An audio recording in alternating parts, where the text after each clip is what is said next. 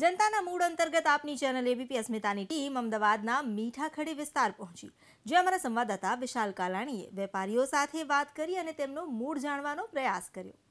નમસ્કાર, અમે પહોંચ્યા છે અમદાવાદના મીઠાખડી વિસ્તારમાં, જ્યાં અમારી સાથે વેપારીઓ ઉપસ્થિત છે। તેમની સાથે વાત કરીશું કે લોકસભાની ચૂંટણી આવી રહી છે, તેમનો મૂડ શું છે।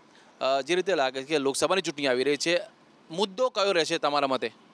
જીએસટી મુદ્દો હોવો જોઈએ અને જીએસટીના લીધે અત્યારે પબ્લિક થોડી બિઝનેસમાં પાછળ પડી ગઈ છે। બધા ધંધા ઠંડા ચાલી રહ્યા છે।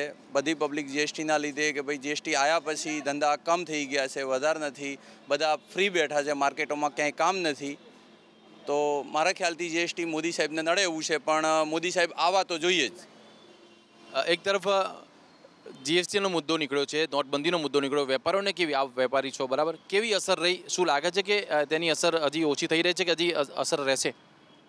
નાના વેપારીઓ જે ખાસ કરીને 1.5 થી 2 કરોડથી નીચેના ટર્નઓવરવાળા છે, એ બધા વેપારીઓને તો ઘણી અસર પડી છે। અને એસ્પેશિયલી ઓનલાઈન માટેના અમુક જે રૂલ્સ છે એના માટે એમણે સ્ટ્રિક્ટ થવાની જરૂર છે, જેમાં ફ્રોડ ઘણા બધા થાય છે। એટલે અમારા જેવા જેન્યુઇન વેપારીને ઘણી બધી તકલીફ પડી રહી છે। અને લોકસભાની વાત કરીએ તો મોદી સાહેબના આવવાના પૂરેપૂરા ચાન્સીસ છે। ક્લીન માણસ છે, ભ્રષ્ટાચાર ઘટ્યો છે, ખોટું કરવાવાળા દૂર થયા છે અને એક સારો વિકાસ સાથે એક નવો દેશ આપણને જોવા મળે એની શક્યતા દેખાઈ રહી છે। Thank you. જે રીતે જોવા જઈએ તો એક તરફ નોટબંધી, જીએસટીની એમણે વાત કરી, સરકારની આર્થિક નીતિઓ કેવી રહી? આર્થિક નીતિઓ સરકારની સારી છે અમુક, પણ હું એવું માનું કે જ્યાં સુધી મુદ્દાની વાત આવે ત્યાં સુધી આતંકવાદનો જે મુદ્દો છે, કાશ્મીર માટે હજી એનું કોઈ સોલ્યુશન આવતું નથી। રોજ આપણા કેટલાય જવાનો રોજ મરે છે, રોજ ક્યાંક ને ક્યાંક આ બધું થઈ રહ્યું છે। હું એવું માનું કે હજી ઘણું બધું કરવાનું બાકી છે। કોઈ પણ સરકાર આવે, રાહુલ ગાંધી આવે કે નરેન્દ્ર મોદી આવે, ઘણું બધું આપણા દેશ માટે હજી ઘણું બધું કરવાનું બાકી છે। આર્થિક નીતિઓ હજી ઘણી પોઝિશન પર, સારી પોઝિશન પર આવી શકે એમ છે। ધંધા બહુ જ ખરાબ પોઝિશનમાં છે અત્યારે। ઓનલાઈન ટ્રેડિંગ અત્યારે એટલું બધું હાવી થઈ ગયું છે કે નાના વેપારીઓને ખરેખર કેવી રીતે જીવવું એ જ સવાલ છે। રાહુલ ગાંધી પણ જે રીતે ગુજરાતમાં આવ્યા, પ્રિયંકા ગાંધી પણ આવ્યા, શું લાગે છે રાહુલ અને પ્રિયંકાની અસર જોવા મળશે આ લોકસભાની ચૂંટણીમાં? થોડી ઇફેક્ટ જોવા મળશે, પણ એનાથી મોદી સાહેબને કોઈ ફરક પડવાનો નથી। આપને શું લાગે છે? કોંગ્રેસ ધીરે ધીરે બુસ્ટઅપ થઈ રહી છે, રાહુલ અને પ્રિયંકાનો સાથ મળી રહ્યો છે અને પ્રચાર પણ જોરદાર ચાલી રહ્યો છે। ટફ ફાઇટ રહેશે મોદી, રાહુલ અને પ્રિયંકાને? કોઈ ફરક નથી પડવાનો, મોદી સાહેબને કોઈ ફરક નથી પડવાનો। કોંગ્રેસની જોડે કોઈ પર્ટિક્યુલર માણસ જ નથી, જે દેશ ચલાવી શકે એવો માણસ જ નથી, ને મોદી સાહેબ જેવો દેશ ચલાવી શકે એવું કોઈ છે જ નથી। મારા હિસાબે તો નથી જ।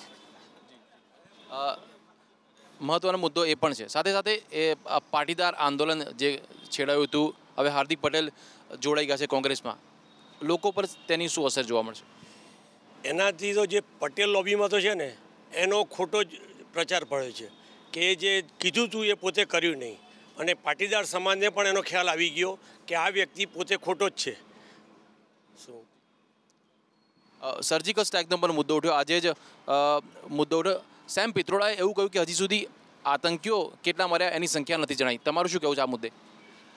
આવા સ્ટેટમેન્ટ આપવા ના જોઈએ। બેઝિકલી આમાં કેવું હોય કે જે સારી વસ્તુ થઈ છે એને એપ્રિશિએટ કરવી જોઈએ કે ભાઈ બધા એક સાથે રહેવું જોઈએ। પોતપોતાના નિવેદનો આપીને આનો કોઈ ફાયદો જ નથી। આમાં તમારી યુનિટી જ નથી દેખાતી। આમાં તમે પક્ષ તરીકે વિચાર કરો અથવા તમે ઇલેક્શન માટેના વિચારો કરો, વોટ બેન્કિંગ માટેના, એ નકામું પડે। આમાં તમારે સાથે રહેવું જોઈએ અને મોદી સરકાર અને સેનાને તમારે સાથ આપવો જ જોઈએ। આમાં નેગેટિવિટી ઊભી થઈ રહી છે દેશની, કે બીજા દેશ એની મજા લઈ રહ્યા છે કે ભાઈ તમારે ત્યાં આવું થયું જ નથી, તમારી માટે આ સ્ટેટમેન્ટ આવી રહ્યા છે એકબીજાના અંદર અંદર, એ હોવું ના જોઈએ। જે વસ્તુ થઈ છે એને એપ્રિશિએટ કરો। દલબદલુનો મુદ્દો નીકળ્યો છે, ચૂંટણી નજીક આવે છે ત્યારે દલબદલુ થતા હોય છે, ભાજપના નેતા કોંગ્રેસમાં નેતા ભાજપના, વોટ બેંક પર અસર થાય? અચ્છા, મતદારો જેમણે તેમને ચૂંટીને મોકલ્યા હોય તેના પર અસર થતી હોય છે? આપણા દેશની એક કડવી વાસ્તવિકતા એ છે કે હજુ પણ જાતિવાદ મૂળમાંથી નથી નીકળ્યો। એટલે જાતિવાદના સમીકરણોને ધ્યાનમાં રાખીને ઘણીવાર રાષ્ટ્રીય પક્ષો એવા વ્યક્તિઓને સમાવેશ કરવા માટે મજબૂર પણ થાય છે અને પ્રયત્નો પણ કરે છે જેથી એમની પોતાની વોટ બેંક મજબૂત થાય। પણ સત્ય તો એ છે કે જેવી રીતના મોદી સાહેબે પોતાને પ્રોજેક્ટ કર્યા છે અને એ રીતના જ વ્યક્તિ હોવા જોઈએ કે જે રાષ્ટ્રવાદી હોવા જોઈએ, જાતિવાદી ના હોવા જોઈએ. આપ વેપારી સંકુલ સાથે જોડાયેલો છું. આ સરકારમાં વેપારીઓના હિત માટે કોઈ નિર્ણયો થયા છે કે કેમ? ના, વેપારીઓના હિત માટે સારું જ થઈ રહ્યું છે. ધીરે ધીરે જે જીએસટીને કાયદો લાવ્યા છે, પણ જે ઓનલાઈન ટ્રેડિંગ થઈ રહ્યું છે એ મોટો મુદ્દો છે નાના વેપારીઓ માટે. એનાથી ઘણા ધંધા રોજગાર થોડા બહુ જ ઓછા થઈ ગયા છે. તમને શું લાગે છે ઓનલાઈન ટ્રેડિંગ વિશે સરકારે શું કરવું જોઈએ? આજે ઓનલાઈન ટ્રેડિંગના કારણે નુકસાન થઈ રહ્યું છે. ઓનલાઈન ટ્રેડિંગ બંધ જ કરી દેવું જોઈએ, કેમ કે આની અંદર શું છે, ફ્રોડ બહુ થાય છે, ઓનલાઈન ચીટિંગ બહુ થાય છે. આની અંદર પબ્લિકને, નાના વેપારીને તો બહુ જ નુકસાન છે. રોજગારી ક્ષેત્રની વિકાસની વાત થઈ રહી છે. લાગે છે કે રોજગારી, તમે પણ ધંધા રોજગાર ચલાવો છો, અનેક લોકોને કદાચ કોઈ તમારે ત્યાં નોકરી બી કરતા, રોજગારીની તકો ઊભી થઈ છે ખરી આ સરકારમાં? રોજગારીની તકો તો સરકારમાં શું છે, સરકારનો કહેવાનો ભાવાર્થ કે તમને જે ધંધાઓ વધ્યા છે, લોકોને તમે બિઝનેસમાં પણ જોશો તો દરેક વર્ગ બિઝનેસમાં આગળ વધ્યો છે. હું એવું કહી શકું છું, કારીગર વ્યક્તિમાં પણ એની પાસે કામ છે, નથી એવું નથી.